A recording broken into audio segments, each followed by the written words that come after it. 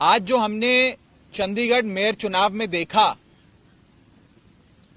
वो सिर्फ एक असंवैधानिक या गैर कानूनी चीज ही नहीं थी, बल्कि राष्ट्रद्रोह था, देशद्रोह था। आज जो हमने फर्जीवाड़ा, जो गैर कानूनी काम, जो इलीगैलिटी चंडीगढ़ मेयर चुनाव में देखी है, उसे सिर्फ और सिर्फ राष्ट्रद्रोह कहा जा सकता है। आप सभी ये बात जानते हैं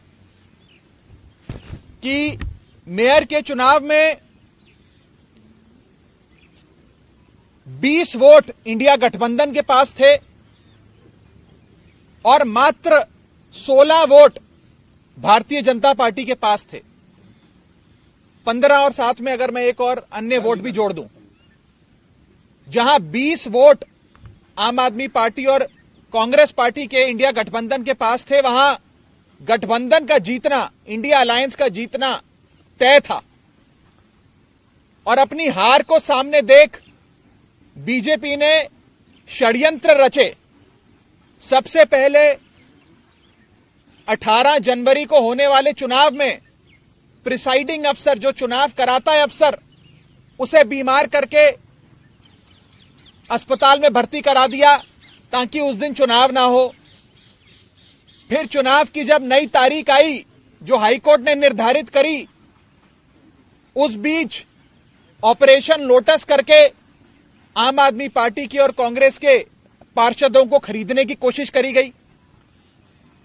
जब बीजेपी का ऑपरेशन लोटस भी फेल हो गया, तो बीजेपी ने आज आप सबकी आंखों के सामने और आप सबके कैमरों में कैद जो फर्जीवाड़ा किया है, पहले मैं सिलसिलेवार तरीके से आपको बताना चाहता हूं। बीजेपी ने अपने ही पार्टी के माइनॉरिटी विंग के ऑफिस बियरर को प्रिसाइडिंग अफसर बनाया। यानी कि जो शख्स घोषित भाजपा का सदस्य है, उनका ऑफिस बियरर है, पदाधिकारी है, उस माइनॉरिटी विंग के सेक्रेटरी को प्रिसाइडिंग अफसर बनाकर उसकी देखरेख में चुनाव कराने की घोषणा करी। चुनाव में जब वोटिंग समाप्त हुई और काउंटिंग की बारी आई, तो इस भाजपा के ऑफिस बियरर प्रिसाइडिंग अफसर ने किसी भी पार्टी के इलेक्शन एजेंट को आगे नहीं आने दिया। आप सब जानते हैं, आप सब चंडीगढ़ मेयर चुनाव देखते आए हैं, जब भी वोटों की गिनती होती है तो इलेक्शन एजेंट, तमाम पार्टियों के इलेक्शन एजेंट अपनी आंखों के सामने काउंटिंग टेबल पे खड़े होकर काउंटिंग करवाते हैं। लेकिन पहली बार इतिहास में देखा गया कि इलेक्शन एजेंट्स को दूर कर दिया गया, उन्हें टेबल के नजदीक नहीं आने दिया गया।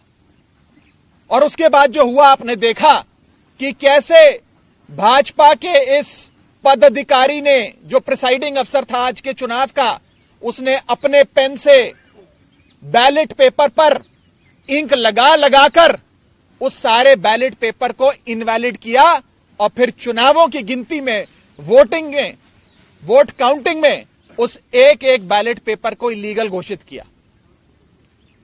पहली बार चंडीगढ़ मेयर चुनाव में कुल 36 वोटों में से 8 वोट इनवैलिड घोषित कर दिए गए। इतिहास में आज तक नहीं हुआ।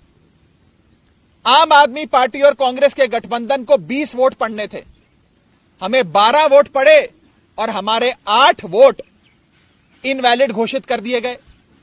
और भाजपा का एक भी वोट इनवैलिड नहीं घोषित किया गया। भाजपा के और उनके कुल वोट 16 थे, उनको 16 वोट पड़े और आम आदमी पार्टी के 20 में से 8 वोटों को इनवैलिड यानी कि अवैध घोषित करके हमारे वोटों को घटाकर 12 कर दिया गया। साथियों, जब भी किसी भी वोट को अवैध घोषित किया जाता है या इनवैलिड करार दिया जाता है, तो उस वोट को दोनों पार्टियों के काउंटिंग एजेंट को दिखाया जाता है अवैध घोषित करने से पहले। यह डमी बैलेट पेपर है जो मैं आप सबके सामने लाया हूं।